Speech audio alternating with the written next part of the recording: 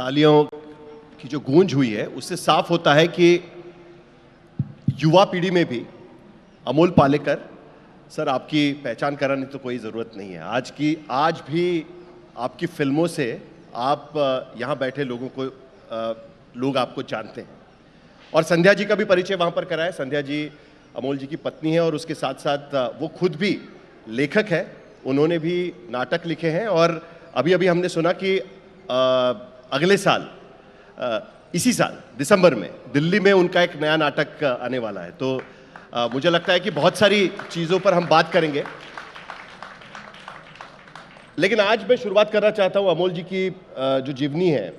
हालांकि मैंने वो मराठी में पढ़ी है, एवज, जिसे हिंदी में अमानत कहते हैं और इंग्लिश में व्यू फाइंडर उसे नाम दिया गया है। और इस जीवनी की शुरुआत जो है मराठी में कम से कम ऐसा है, मैंने हिंदी तो पढ़ी नहीं है, लेकिन मराठी में जो पहली लाइन है वो ये लिखी हुई है कि जो विरोध करने में विश्वास रखते हैं उनके लिए ये जीवनी बहुत पसंद आएगी। तो ये विरोध से क्यों शुरुआत हुई है हर चीज़ की? आपकी ज़िंदगी में विरोध मुझे लगता है कि बहुत अहमियत रखता है। और आपकी मैं ये बुक पढ़ रहा था तो मुझे पता चला कि बहुत सारी जगह पर ये विरोध आपका एक सेंटर पॉइंट रहा है हमेशा, हर चीज़ में। मैं ये ज़रूर कहूँगा कि मैं बचपन से ऐसा कोई बागी या इस किस्म का लड़का नहीं था, लेकिन जैसे जैसे उम्र बढ़ती गई, जैसे जैसे मुझे बड़े बड़े दिग्गजों से सीखने को मिला, तो एक अलग नज़रिया क्या होता है और वो अलग नज़रिया होने का महत्व क्या होता है, ये मेरी समझ में आया। किसी भी चीज़ को एक मेन स्ट्रीम जिसे कहते हैं, मुख्य धारा जिसे कहते हैं, वो एक ही दिशा में जाती है, लेकिन उससे अलग और कोई विचार हो और कोई रास्ता हो तो वो मुझे ज़्यादा लुभावना लगा। और इसीलिए ये जो विरोध करने में जो भी विश्वास करते हैं उन सभी को मैंने अर्पण किया है। नहीं, ये आश्चर्य की बात इसलिए भी है क्योंकि जो अभी आपका इंट्रोडक्शन किया गया, जाहिर सी बात है कि आपकी जो फिल्में रही है हल्की फुल्की नाम विनोद वाली, जिसमें लोग उसे देख के खुश होकर घर जाते थे, और उसमें वो एक्टर जो एक विरोध करने के लिए जाना जाता है। क्योंकि महाराष्ट्र में हम अमोल पालेकर को कई जगह देखते हैं। हम अमोल पालेकर को देखते हैं जब नरेंद्र दाभोलकर की हत्या होती है, तब उनके प्रोटेस्ट में हम अमोल पालेकर को देखते हैं। हम अमोल पालेकर को देखते हैं जब पुणे में कोई बिल्डर अगर किसी सड़क पर कब्जा करने की कोशिश कर रहा है तो वहाँ पर जो आंदोलन होता है उसमें हम अमोल पालेकर को देखते हैं।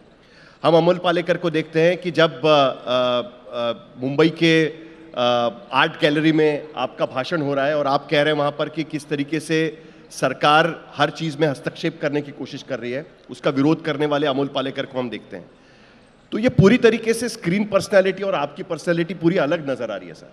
ये कहाँ से शुरू हुआ ये सारा मामला? आपने कहा ठीक है कि आप पहले से ऐसे नहीं थे, लेकिन कहीं ना कहीं वो चीज़ तो हमें बार बार दिखाई दे रही है। मैं बस इतना कहूँगा कि मुझे जो बचपन में कहानी हम लोगों ने सब ने पढ़ी थी, एक हाथी और 7 अंधे, उसी की याद आती है। हर अंधा उसका हाथी का जो भी हिस्सा हाथ में आता है उसे लगता है वही हाथी है। जिसके हाथ में पूंछ आ गई उसको लगता है हाथी तो बस इतना सा है। जिसके हाथ में सूंड आ गई उसको लगता है अरे बाप रे ऐसा है। तो मेरे बारे में ये कहना शायद सही होगा कि आपने जैसे इंट्रोड्यूस किया कि या अनाउंस किया गया, सिनेमा मेरी ज़िंदगी का सिर्फ एक छोटा सा हिस्सा है। उसके अलावा मेरी ज़िंदगी के और कई हिस्से हैं जिनके बारे में अगर आप लोग ये किताब पढ़ें, अमानत, तो आपको पता चलेगा कि और कितना क्या है जो अमोल पालेकर आपको पता तक नहीं है। और वो अमोल पालेकर शायद आपको राम प्रसाद लक्ष्मण प्रसाद से भी ज़्यादा दिलचस्प लगेगा। नहीं, ये बात तो सही है कि किताब पढ़ने के बाद मुझे भी समझ में आया कि अमोल पालेकर राम प्रसाद भी है, लक्ष्मण प्रसाद भी है, और उसके साथ साथ जो आपके बॉस थे उसमें फिल्म में उत्पल दत्त जो भूमिका निभा रहे थे वो भी है। तो अमोल पालेकर कई सारे किरदार है, अमोल पालेकर चित्रकार है। और बड़ी दिलचस्प लाइन है आपकी किताब में कि एक्सीडेंटली आप एक्टर बने। आपकी ज़िंदगी में एक्सीडेंटल चीज़ का बहुत बड़ी अहमियत है उसमें, और उसी के ज़रिए संध्या जी भी आपको मिली थी। लेकिन आपने उसके बाद फ्रॉइड की लाइन भी लिखी है कि कोई भी चीज़ एक्सीडेंटली नहीं होती है। लेकिन एक बार ये चीज़ रिविजिट करना बहुत ज़रूरी है सर, क्योंकि लोगों को ये पता चलना चाहिए कि अमोल पालेकर दरअसल एक्टर थे ही नहीं। अमोल पालेकर चित्रकार थे, और अमोल पालेकर की गर्लफ्रेंड कह सकते हैं उस वक्त, गर्लफ्रेंड वो नाटक में काम करती थी, और उनके पास समय होता था तो अमोल पालेकर उन्हें ड्रॉप करने जाते थे, पिकअप करने जाते थे। और वहाँ पर एक शख्स उनके पास आता है एक दिन और कहता है कि अमोल, आपके पास तो बहुत समय है, ज़रा नाटक में काम कर लो। और वहीं से अमोल पालेकर की एंट्री होती है एक्टिंग के क्षेत्र में। ये बड़ा दिलचस्प किस्सा है सर, सत्यदेव दुबे की आपके लाइफ में एंट्री, और उसके बाद उनके साथ साथ नाटक की एंट्री। आपने पंचलाइन पहले ही बोल दी इसलिए सत्यदेव दुबे ने मुझे देखा, मैं चित्रा को छोड़ने जाया करता था, आया करता था, तो उसने एक दिन मुझे पूछा कि मेरे अगले नाटक में काम करोगे, और मैं हाँ या ना कुछ कहूँ इससे पहले दुबे ने खास उनकी शैली में कहा कि ये बिल्कुल मत समझना कि मैंने कोई तुम्हारे अंदर छिपा हुआ एक्टर दिखाई दिया है या बहुत बड़ा कलाकार मैंने ढूंढ लिया है, ऐसी गलतफहमी में मत रहना। मैं देख रहा हूँ तुम्हारे पास बहुत समय है और तुम वो समय ज़ाया कर रहे हो, क्यों ना हो कुछ अच्छे कारण के लिए करो। मेरे नाटक में काम करोगे तो थोड़ा सा समय कुछ अच्छा कर पाओगे। विद दिस क्लैरिटी और इस तरह की अपने खुद के बारे में, मैं कोई बड़ा एक्टर बनने वाला हूँ, मैं ग्रेट कलाकार हूँ। क्या उम्र थी आपकी? आपकी उम्र क्या थी उसमें? मैं कुछ 23 साल का था। 23 साल। लेकिन ये क्लैरिटी मेरे लिए बड़ी अच्छी थी, और इसीलिए मैं उसे एक्सीडेंट कहता हूँ कि क्योंकि मेरे जहन में ऐसा कभी कुछ था ही नहीं कि मैं एक्टर बनूँ, मैं एक्टिंग करूँ, थिएटर में जाऊँ। फिल्म तो बहुत दूर की बात थी, ऐसा कुछ भी था नहीं, और वो अचानक हो गया। और चित्रकार अमोल पालेकर से अभिनेता अमोल पालेकर बन गया। नहीं, लेकिन सत्यदेव दुबे, मुझे पता नहीं कि यहाँ पर बैठे हुए कितने लोगों को सत्यदेव दुबे एक ही हाथ ऊपर आ रही है, और 2-4 आ गए वहाँ पर। लेकिन पॉपुलर कल्चर में अगर आपको सत्यदेव दुबे देखने हैं तो मुझे शोले फिल्म याद आती है। शोले फिल्म में एक जिससे पूरा ट्रांसफॉर्मेशन हो जाता है उस फिल्म में, Amitabh Bachchan angry young man बन जाते हैं, और वो एक सीन है जिसमें एक कूली आकर कहता है कि मैं क्यों दूं पैसे, मैं नहीं दूंगा पैसे। वो सत्यदेव दुबे हैं। लेकिन सत्यदेव दुबे सिर्फ उतने नहीं है। सत्यदेव दुबे क्या है उसके लिए आपको अमोल पालेकर जी की किताब पढ़नी पड़ेगी। उस वक्त के सारे कॉन्टेम्प्रेरी एक्टर्स अगर किसी ने तैयार किए हैं, अगर मैं गलत हूं तो आप मुझे टोक सकते हैं, बिल्कुल बिल्कुल, वो सत्यदेव दुबे ने तैयार किए हैं। सत्यदेव दुबे वो है जिन्होंने सिर्फ हिंदी में नहीं तो देश की करीब करीब हर भाषा में नाटक छुआ है, नाटक करने की कोशिश की है। और वो आकर अमोल पालेकर को कहते हैं कि तुम्हारे पास खाली समय बहुत है, जरा एक्टर बन जाओ। इससे ज्यादा एक्सीडेंट क्या हो सकता है? सुखद एक्सीडेंट कह सकते हैं। लेकिन संध्या जी, आपका भी बड़ा इंटरेस्टिंग रहा है। आप एक्सीडेंट की अगर बात हो रही है तो आप भी अमोल पालेकर जी से मिली थी जब दूरदर्शन के लिए मेरे ख्याल से अमोल जी कोई सीरीज बनाने वाले थे, महिलाओं पर, महिला लेखिकाओं पर आप एक कोई सीरीज करने वाले थे। पाउल खोना, पगमार्क्स जिसे कहते हैं, पाउल खोना। तो संध्या जी अमेरिका में लॉयर थी और ह्यूमन राइट एक्टिविस्ट और ये सारी चीज़, अचानक एक दिन वो अमोल पालेकर के पास आती है और कहती है कि इसमें एक किरदार है जो मैं कर सकती हूँ। अमोल पालेकर उन्हें कहते हैं कि आपको कैसे पता कि आप ये कर सकती हैं? तो वो सब क्या था, मतलब वो एक ऑडेसिटी थी, कॉन्फिडेंस था, उसे क्या कहा जाए? नहीं, मुझे मेरे जो प्रोड्यूसर थे वो मालिका के, उन्होंने मुझे बोला कि एक गौरी देशपांडे करके एक बहुत अहम साहित्यिक थी मराठी में, उसका एक किरदार आप कर पाओगे तो आप जाके अमोल से मिलो क्योंकि वो डायरेक्टर है। मैं इनको जानती नहीं थी। उसके कहने पे मैं गई और उनको बताया कि ये किरदार के लिए मैं आई हूँ। So he said but I am not doing this, I am not shooting it right now. I said okay thank you, then I leave. But then he said that आपको दूसरा ऑफर किया? हाँ, कि एक मृगनयनी करके मैं कर रहा हूँ मालिका, उसमें आप कीजिए काम। तो मैंने कहा ना, क्योंकि मैं हिंदी बोल नहीं पाती हूँ और मुझे पीरियड फिल्म करने में दिलचस्पी नहीं है। तो वो तो बहुत ही भड़क गए, तो आए क्यों हो आप, सब ना ना ना बोल रहे हो। और मैंने पहले ही बताया था कि मुझे अभिनय करना नहीं आता है, मैं खाली एक किरदार के लिए आई हूँ। ऐसी शुरुआत हुई।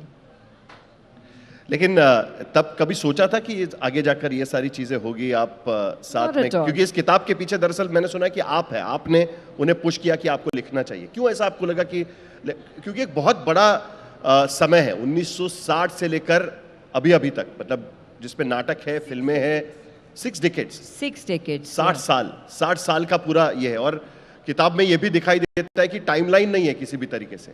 आप फिल्म में जैसे होता है कि फ्लैशबैक में चले जाते हो, फिर आप यहाँ, तो कहानी घूमती रहती है, जैसे कोई फिल्म की कहानी लिखी हो उस तरीके से फिल्म घूमती रहती है। तो ये कहाँ से शुरू हुआ ये सारा? Basically we are film makers, so we thought that if we make it a linear narration, जैसे कि जन्म हुआ, शादी हुई, बच्चे हुए, ये हुआ, तो then it will not be that interesting. And that's why we said that if we do back and forth, so timeline हमने नहीं लिखी है, तो आशय के ज़रिए आप आगे पीछे आते रहते हैं। तो stylistically we thought that making it non linear will be interesting. तो हम नॉन लीनियर ही बात कर रहे हैं, तो अब बात हमारी शुरू हुई थी आपकी नाटक में एंट्री से, लेकिन मैं जंप करना चाहता हूँ रजनीगंधा पर, क्योंकि ये मुझे बड़ा आश्चर्य लगा कि एक एक्टर जो बैंक में काम कर रहा है और उसी वक्त वो फिल्म में भी काम कर रहा है। आज की सूरत में हम सोच भी नहीं सकते कि कोई एक्टर बैंक में काम करने वाला एक क्लर्क फिल्म में भी काम करता है, बैंक में भी अपनी नौकरी बचाता है और इंतजार करता है कि हमारी फिल्म कब रिलीज हो, और उसके बाद वो देखता है कि आप एक के बाद एक पायदान चढ़ते जा रहे हैं फिल्म इंडस्ट्री के भीतर। ये बड़ा कमाल का इंसिडेंस है कि आपको रजनीगंधा मिलती है, उसके पहले आप नाटक कर रहे हैं, बैंक में काम कर रहे हैं। ये कैसा पीरियड था पूरा? आज के ज़माने में कोई सोच भी नहीं सकता ये पीरियड। यहाँ जितनी सारे यंग लड़के लड़कियाँ बैठी हैं, उनको तो ये बात कुछ समझ में नहीं आएगी, क्योंकि आज का ज़माना जहाँ तक मुझे लगता है बहुत फोकस्ड, आपको करियर क्या करना है यही शुरू से आपको सिखाया जाता है और आप लोग उसी तरह से आगे बढ़ते जाते हैं। वो ज़माना ऐसा था। मैंने बैंक में नौकरी क्यों ली थी इसका पहले मैं कारण बताता हूँ, और थोड़ा फ्लैशबैक में जाना पड़ेगा। मैंने एसएससी होने के बाद मैंने J School of art join करने को तय किया था, और उस तरह से मैंने जे स्कूल ऑफ आर्ट में एडमिशन ली, and I graduated from J School of Art as a full fledged painter.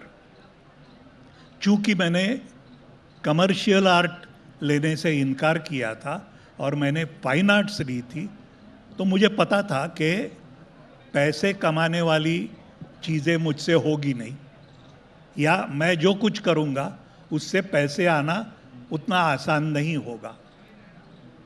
तो काफ़ी सोचने के बाद मैंने एक ऐसा तय किया कि मैं ऐसी नौकरी ढूंढ लूँगा जिसका कला के साथ, खास करके विजुअल आर्ट्स के साथ कोई संबंध नहीं है। ये मुझे मेरी रोटी दे देगा, नौकरी करूँगा 9 से 6 तक और मेरा किचन चलेगा। बैंक से बेहतर नौकरी नहीं हो सकती है।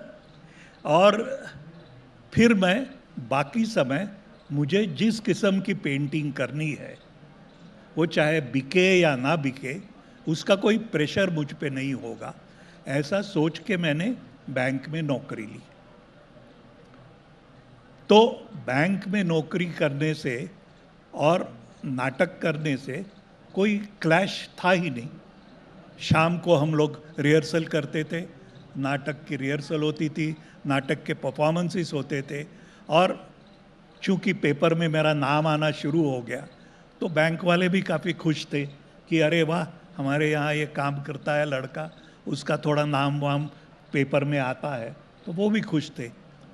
उसी तरह से जब बासुदा ने मुझे रजनीगंधा के लिए पूछा, उन्होंने आपके नाटक देखे थे बासुदा ने? हाँ, नाटक देख के। उसकी भी एक इंटरेस्टिंग कथा है, मैं थोड़ा सा लंबा मेरा जवाब हो जाएगा। जी बिल्कुल। लेकिन तो 60 साल की जिंदगी है, इतने जल्दी थोड़ी खत्म। बासुदा ने उससे पहले भी मुझे ऑफर किया था।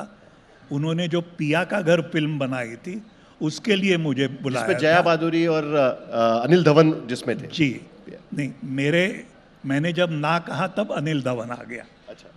जया बहादुरी थी वहाँ, लेकिन मैंने ना कहा तो उनको काफ़ी आश्चर्य हुआ, लोगों को भी आश्चर्य हुआ, और सबसे ज़्यादा आश्चर्य मुझे हुआ कि एक बार मैंने ना कहने के बाद बासु चटर्जी जैसे निर्देशक दोबारा मेरे पास क्यों आए। ये ना कहने में आपको मजा क्यों आता है इतना?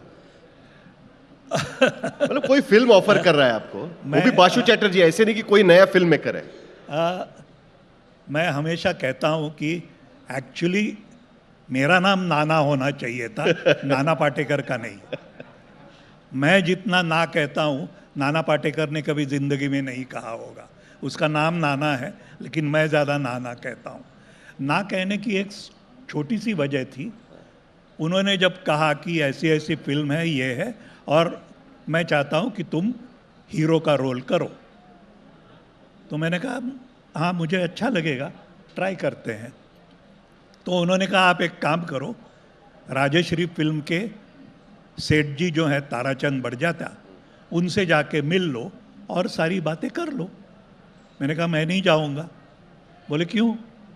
मैंने कहा जब आपने मुझे चुना है तो ये मतलब it is necessary that you take me there, you take me and introduce me properly, say that this is the boy I have chosen, and introduce करके, मैं नहीं वहाँ जाके 15 लोग क्यू में बैठे होंगे जिनको एक्टर बनना है, हीरो बनना है, 16 वक्त करके मैं नहीं बैठूंगा, मैं नहीं जाऊंगा।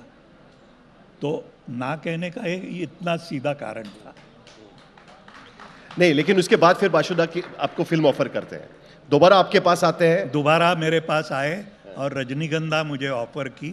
ये दिस वाज अनदर एक्सीडेंट, इसे एक्सीडेंट ना कहे तो क्या कहें। और तब आप दिल्ली के अपनी भूमिका निभाई थी। आप दिल्ली के होते हैं उसमें, रजनीगंधा में आप दिल्ली के होते हैं और दिनेश ठाकुर मुंबई, जबकि रिवर्सल था पूरा, दिनेश ठाकुर दिल्ली से थे और आप मुंबई से थे। आपने पैसे की बात करी है, लेकिन ये बड़ी दिलचस्प बात है कि एक वक्त होता था कि मुंबई में हम जब जुहू जाते थे ऑटो रिक्शा से, तो जुहू का रोड है, तो वहाँ पर है ना आपको हर फिल्म स्टार के ऐसे बंगले नज़र आते हैं। पहले प्रतीक्षा दिखता है, अमिताभ बच्चन, उसके बाद तो बच्चों को आदत थी बताने की, देखिए यहाँ पर अमिताभ बच्चन रहते हैं, यहाँ पर ये रहते हैं, यहाँ पर ये रहते हैं। और वहाँ पर एक बंगला था जिसपे मुझे अभी भी याद है ढाल और तलवार बाहर लगी हुई थी, और उसके पीछे और एक तो कई लोग ये कहते थे कि ये अमोल पालेकर का बंगला है। हमने कभी देखा नहीं। ढाल तलवार मेरी नहीं थी, तो लेकिन वो कहा जाता था कि वो अमोल पालेकर का बंगला है। लेकिन आपकी किताब में चिरेबंदी था। हाँ, जैसा लोग मेरे बारे में बहुत कुछ बोलते रहते, अमोल पालेकर ये है, अमोल पालेकर, वैसे ही ढाल तलवार मुझ पे चिपका दी, मेरी नहीं थी। क्योंकि आप मराठी है, इसके लिए ढाल तलवार आप पर चिपका दी थी। नहीं, शायद। ढाल तलवार मेरे पड़ोसी की थी। हाँ, लेकिन उसके बगल में आपका बंगला था। हाँ। लेकिन तब बात ये होती थी कि देखिए सारे बड़े बड़े एक्टर्स, फिल्म स्टार्स, और उसमें ये मराठी भाषी अमोल पालेकर, उनका भी यहाँ पर बंगला है, उसको लेकर मुंबई में काफ़ी चर्चा चलती थी। तो आपने ठीक ठाक पैसा कमाया फिल्म इंडस्ट्री में, आपने एक के बाद एक हिट फिल्में दी, सिल्वर जुबली हिट फिल्में दी, आपकी बैक टू बैक 3 या 4 फिल्में, एक रजनीगंधा, छोटी सी बात, चिच्चोर, मतलब गोलमाल तो बहुत बाद में आई। बाद में ये तीनों फिल्में बैक टू बैक हिट थी आपकी, back to back silver jubilee hits थी, और इसलिए मेरी स्टारडम एकदम बढ़ गई थी। हाँ, तो लेकिन आप स्टार है कि नहीं है फिल्म इंडस्ट्री के? आप स्टार थे कि नहीं थे? क्योंकि बार बार ऐसा लगता है कि ना आपको बड़ा लगता है कि मैं स्टार तो नहीं था, मैं एक्टर हूं, मैं स्टार नहीं हूं, लेकिन आप स्टार थे। आपके आसपास भी तो लोग आते होंगे, ऑटोग्राफ दीजिए, ये करिए, वो करिए, उसका भी तो होता होगा। सब होता था। मेरे बारे में एक माधुरी करके जो फिल्म मैगजीन निकलती थी, उसका कवर, उसके कवर पे मेरी तस्वीर थी और मुझ पे आर्टिकल था। उस आर्टिकल का शीर्षक यही था, स्टारडम से भागने वाला स्टार। एक्चुअली क्या है, फिल्म इंडस्ट्री में एक्चुअली स्टार बनाना खुद का काम होता है। एक्चुअली स्टार नहीं है तो भी थोड़ा सा ग्लैमराइज करके, पीआर करके, कैसे मैं स्टार हूँ, ये लगाते रहते हैं, पर इन्होंने कभी किया नहीं। He always try to demystify stardom, जैसे कि बिल्कुल आम आदमी जैसा लाइफ करने की कोशिश की उन्होंने हमेशा। नहीं, ये एक बड़ी बात है कि आप मिडिल क्लास फैमिली से आते हैं, आमतौर पर फिल्म इंडस्ट्री में दिखाई देता है। क्या नेपोटिज्म होता है फिल्म इंडस्ट्री में? तब भी था नेपोटिज्म, जिसको लेकर आज की तारीख में बड़ी चर्चा होती है। मुझे ऐसा हमेशा लगा कि आप मुंबई के होते हुए भी आप फिल्म इंडस्ट्री में आउटसाइडर फील करते थे एक तरीके से। क्या नेपोटिज्म ये कारण था उसमें? नेपोटिज्म होता है फिल्म इंडस्ट्री में? नेपोटिज्म होता है क्या, इसका जवाब मैं आज ही मैं सुबह फ्लाइट में पढ़ रहा था। महाराष्ट्र में जो इलेक्शंस होने वाले हैं, उसमें रूलिंग पार्टी से सारे उनके रिश्तेदारों को टिकट दी गई है। अब इसको आप नेपोटिज्म कहेंगे, क्या कहेंगे?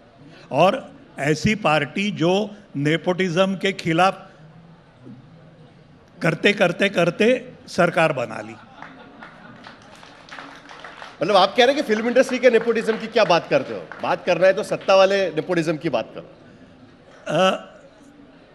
नेपोटिज्म की बात मैं आपको 2 उदाहरण दूंगा।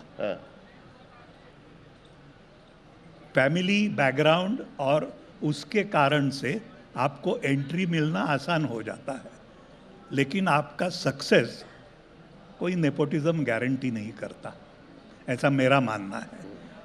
अब जैसे शम्मी कपूर का लड़का कहाँ है आपको पता है, या शशि कपूर के दोनों बेटे और उसकी लड़की कहाँ है? जो पृथ्वी थिएटर चलाती है, संजना। लेकिन फिल्मों में नहीं है, कहीं नहीं है। अब नेपोटिज्म का ये भी तो उदाहरण हो सकता है।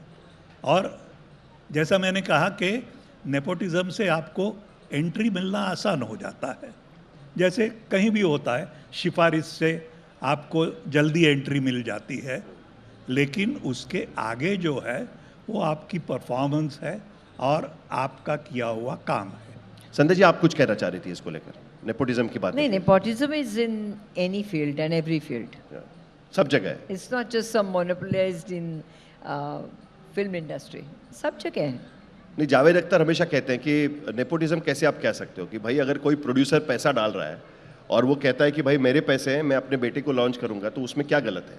वो करेगा, अगर डूबेगा तो उसका पैसा डूबेगा। वो अगर जनता ने स्वीकार किया तो ठीक, नहीं किया तो ठीक, यही बात है दरअसल।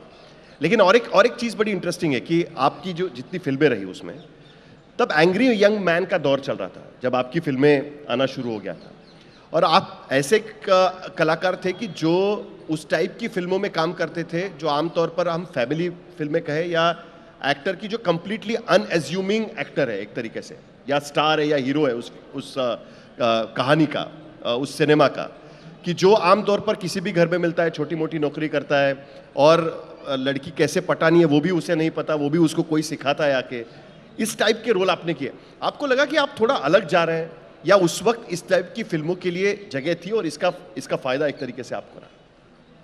इसके दो जवाब हैं। एक तो ऐसी जगह थी क्या, बहुत थी। वो दौर ऐसा था कि जहां मेन स्ट्रीम सिनेमा, मतलब अमर अकबर एंथनी, जंजीर, ये सारी फिल्में बहुत ज़ोर शोर से चलती थी। उसी के साथ साथ अमोल पालेकर, बासु चैटर्जी, अमोल पालेकर, ऋषिकेश मुखर्जी, इनकी फिल्में भी ज़ोर शोर से चलती थी। और एक तीसरी धारा थी जो आप लोग भूल रहे हैं, युवा पीढ़ी को पता भी नहीं होगा। एक तीसरी धारा थी, दारा सिंह की फिल्में थी। अच्छा। दारा सिंह की फिल्में, और दारा सिंह और मुमताज़ उनकी हीरोइन होती थी, और ये फिल्में भी बड़ी जोर से चलती थी। और जय संतोषी माँ भी थी, जय संतोषी माँ भी थी, जय संतोषी माँ भी थी। तो ये सारी धाराएं साइमल्टेनियसली चलती थी और लोग सभी को पसंद करते थे।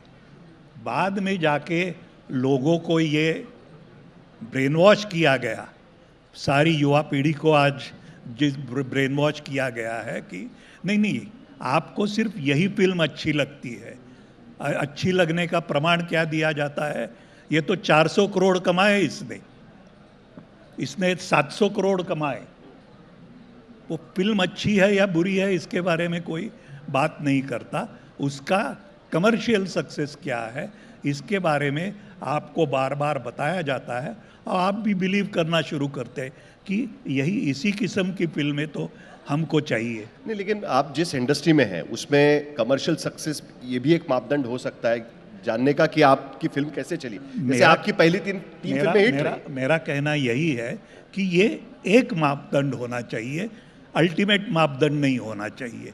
ज़रूर पैसे कमाए, उसने बहुत कमाए, बहुत लोगों को अच्छी लगी, बिल्कुल अच्छा मापदंड है, लेकिन ऐसा भी मापदंड है जो अलग किस्म की फिल्में जो आज बन रही है। एक्चुअली अभी यूजिंग योर लॉजिक, इतनी सुंदर फिल्में बन रही है, होम बाउंड है, सावर बॉन्ड है, पर उनको फिल्में रिलीज़ करने के लिए स्क्रीन्स नहीं मिलते हैं, तो उनको कैसे टिकटें खरीद लेंगे, कैसे देखेंगे? तो naturally you abort the entire process of being a successful film.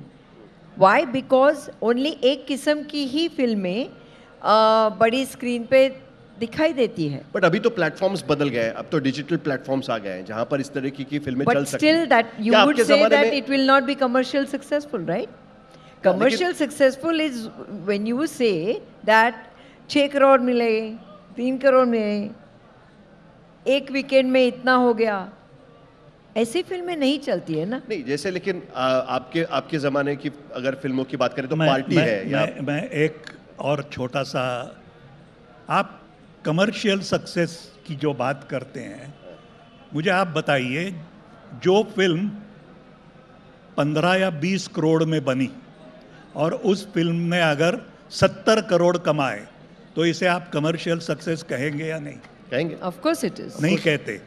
70 crore ही तो कमाए, फ्लॉप फिल्म है, ये आपको बताया जाता है, क्योंकि कम से कम 100 करोड़ जब तक नहीं कमाए तब तक तो कमर्शियल सक्सेस की पैरामीटर्स अलग हैं। ये ही बदल दिया है, और जो पूरा नरेशन आप तक आता है वो यही आता है।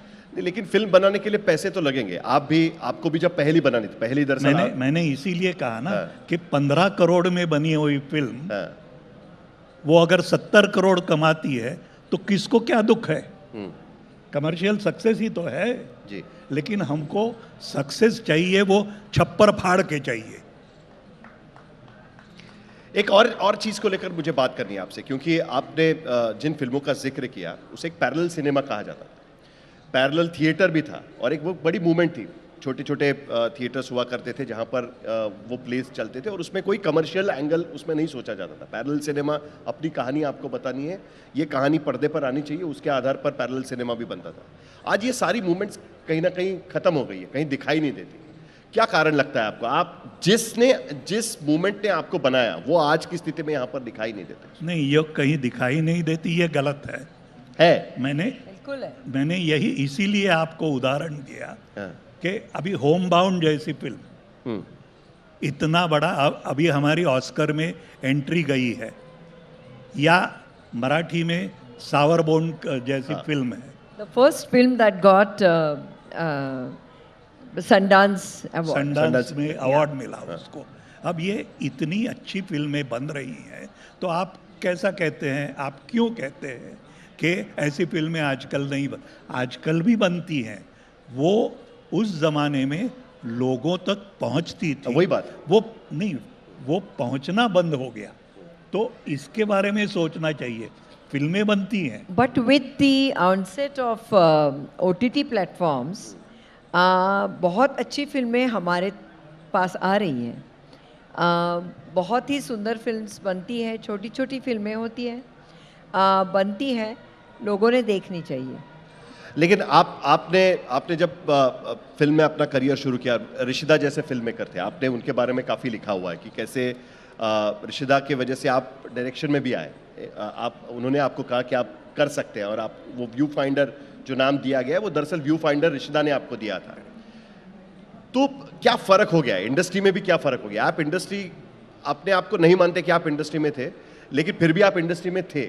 आपने करीब करीब हर बड़े एक्टर के साथ काम किया हुआ है, सारी लीडिंग लेडीज आपकी हीरोइन रही है, फिर वो शबाना आजमी हो, रेखा हो, परवीन बाबी हो, या बाकी सारे लोग हो। परवीन बाबी के बारे में आपने लिखा है, काफ़ी कम लोगों को पता होगा कि वो भी थिएटर से जुड़ी हुई थी और काफ़ी पढ़ी लिखी और उस तरीके का नहीं। ये पहली बार अगर किसी ने देखा होगा, तो फिर भी आप भी इंडस्ट्री से जुड़े हुए हैं, तो क्या उस तरीके के लोग आज की इंडस्ट्री में आपको दिखाई देते हैं? आपको लगता है कि उस तरीके के लोग हैं? ऋषिदा के बारे में भी अगर आप कुछ कह सकें, क्योंकि गोलमाल का जिक्र तो हर जगह होना चाहिए। आज की स्थिति में रोहित शेट्टी बना रहे हैं गोलमाल, गोलमाल रिटर्न्स, गोलमाल 3, गोलमाल 4, लेकिन ओरिजिनल गोलमाल तो कुछ और ही है।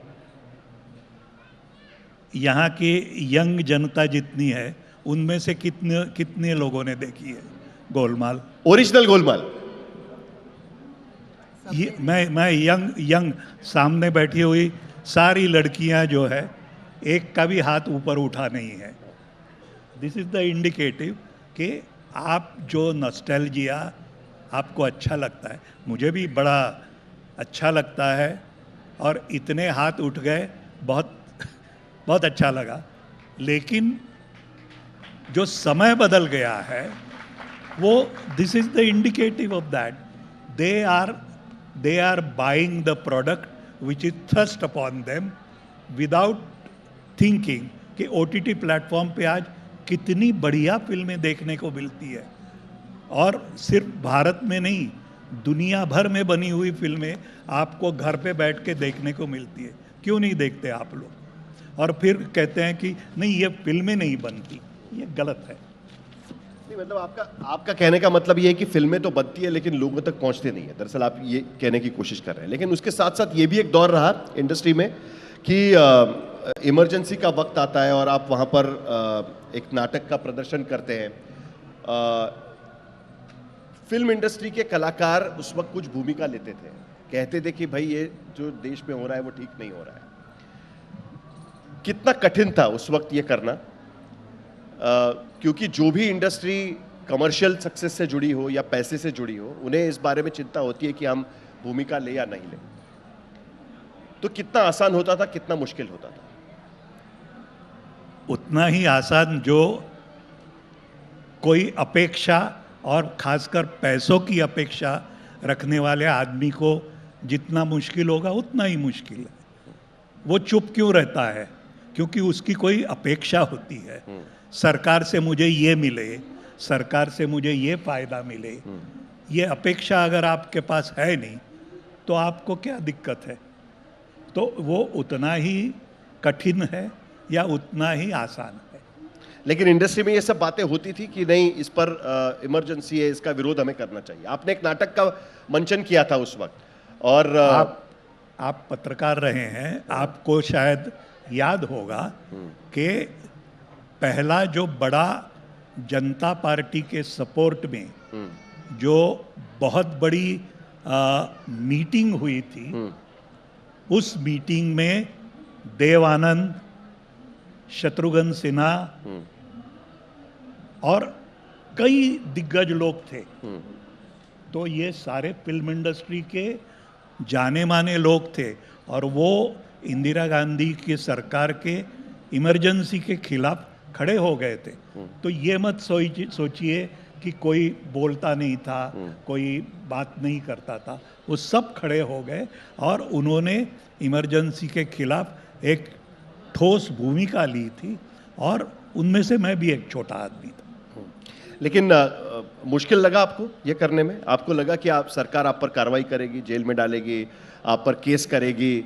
तब तो संध्या जी आपके साथ थी नहीं, अगर कोई कुछ होता तो करने के लिए, लेकिन बाकी सारा माहौल तो काफ़ी था। तो क्या आपको कभी ऐसा डर लगा कि ये होगा? क्योंकि आज की तारीख में आपने एक पिटिशन किया हुआ है कोर्ट में सेंसरशिप को लेकर, सेंसर नहीं होना चाहिए इसको लेकर, वो मेरे ख्याल से दिसंबर में उसकी सुनवाई होने वाली है। 5 साल हो गए उसने आपने पिटिशन, क्यों ऐसा आपको लगा कि ये सेंसरशिप वाला पिटिशन होना चाहिए? नहीं, आप काफ़ी सवाल एक में पूछ रहे तो जवाब देना मेरे लिए मुश्किल होगा। पहला सवाल आपका था कि क्या उस समय मुश्किल था? ऑफ कोर्स मुश्किल था, जैसा मैंने कहा कि लेकिन मेरी कोई अपेक्षा थी ही नहीं, सरकार से मैंने कभी कुछ मांगा नहीं। इतना ही नहीं तो जनता गवर्नमेंट को मैंने सपोर्ट देने के बावजूद मैंने कभी किसी भी पॉलिटिकल पार्टी को सपोर्ट नहीं दिया। मैं खुद को अराजकीय इसलिए कहता हूँ कि not that I don't have political opinion, but I do not support any single political party because I want to retain the right to criticize their wrongdoing.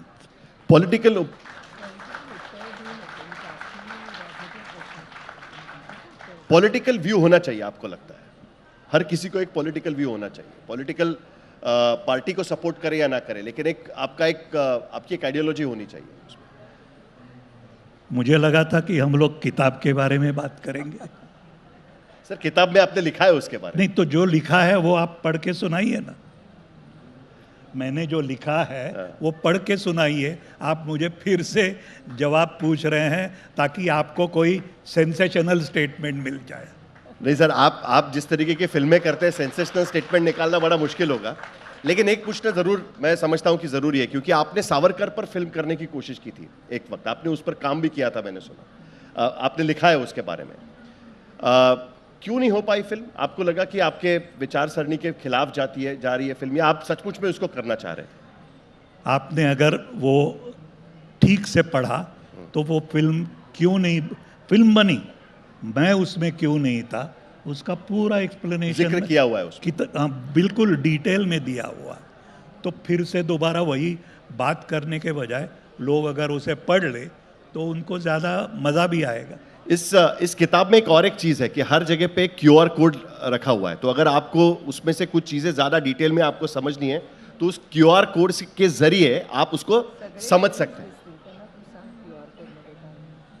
QR code में हमने हमारी सारी फिल्में रख दी हैं जो ज़्यादा लोगों तक नहीं पहुंच पाई, कारण अलग अलग हैं लेकिन नहीं पहुंच पाई। वो सारी फिल्में हमने QR कोड के ज़रिए लोगों तक पहुंचाने के लिए अर्पण कर दी हैं। और ऐसे भी बहुत चीज़ें हैं जो मतलब पुराने ज़माने में जो होर्डिंग्स बनते थे, वो होर्डिंग्स कोई चित्रकार हाथ से बनाता था, प्रिंटेड नहीं होते थे। आजकल जैसे प्रिंटेड होते हैं वैसे प्रिंटेड नहीं होते थे। तो वो हाथ से बनाए हुई वो कला अभी लुप्त हो गई है। तो उसके कोई उदाहरण है जो मैंने वो भी डाले हैं।